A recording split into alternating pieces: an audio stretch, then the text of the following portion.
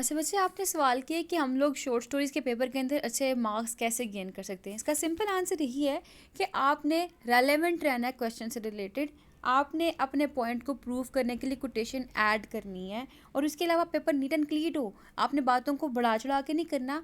सबसे important point, grammatical error ना हो। और पेपर के अंदर क्वेश्चन कैसे अटैम्प्ट करना है, मैंने इसके ऊपर ऑलरेडी एक डिटेल वीडियो भी बनाई हुई, मैं उसका लिंक भी डिस्क्रिप्शन में डाल दूंगी इसी वीडियो के।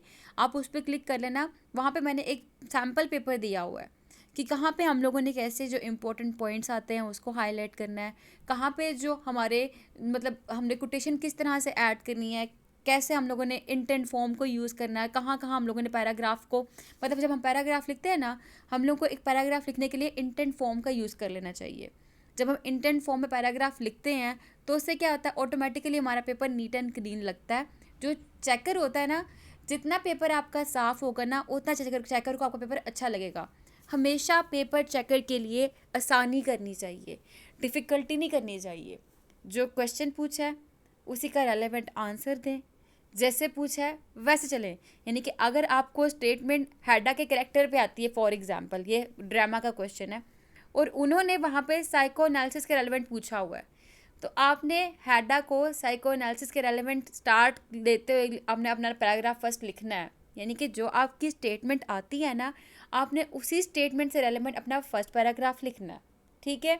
एंड देन फर्दर आपने अपना जो फर्स्ट पैराग्राफ लिख लिया उसको सपोर्ट करते सेकंड थर्ड पैराग्राफ लिखना है, सो ऑन। और कंक्लूजन वाला आपने जो पैराग्राफ देना है ना, जो आपने फर्स्ट पैराग्राफ लिखा था उसी के वर्ड्स को घुमा फिरा के आपने लिखना है। अपने सिनोनिम्स को स्ट्रॉन्ग करें, वोकैबुलरी को स्ट्रॉन्ग करें, अपनी अपनी इंग्लिश की ग्रामर को स्ट्रॉन्ग करें। अगर आपने, मैं बार बार ये पीछे भी मैंने जब भी मैंने बच्चों को रिस्पॉन्स किया कमेंट्स में भी, वीडियोस लेक्चर में भी, मैंने बार बार बताया कि आपकी ग्रामर अच्छी होगी, आपके टेंसेस अच्छे होंगे, ऑटोमेटिकली जब चेकर आपका पेपर चेक करेगा, आपने बेशक थोड़ा क्यों ना लिखा हो, उसमें कोई भी मिस्टेक्स नहीं होंगी, आपके ऑटोमेटिकली मार्क्स अच्छे आ जाएंगे, ठीक है। क्वेश्चन आपका शॉर्ट स्टोरी से रेलेवेंट था। पेपर शॉर्ट स्टोरी का हो, ड्रामा का हो, थ्योरी का हो, जिसमें सब्जेक्टिव क्वेश्चन आता है ना, उनके अटेम्प्ट करने का सेम ही पैटर्न होता है।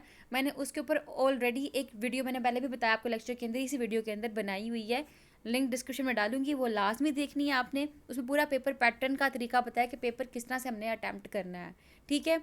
आई होप कि आपको आपके जो क्वेश्चन है उसका आंसर मिल गया होगा। थैंक यू, स्टे ट्यून्ड, अल्लाह हाफिज़।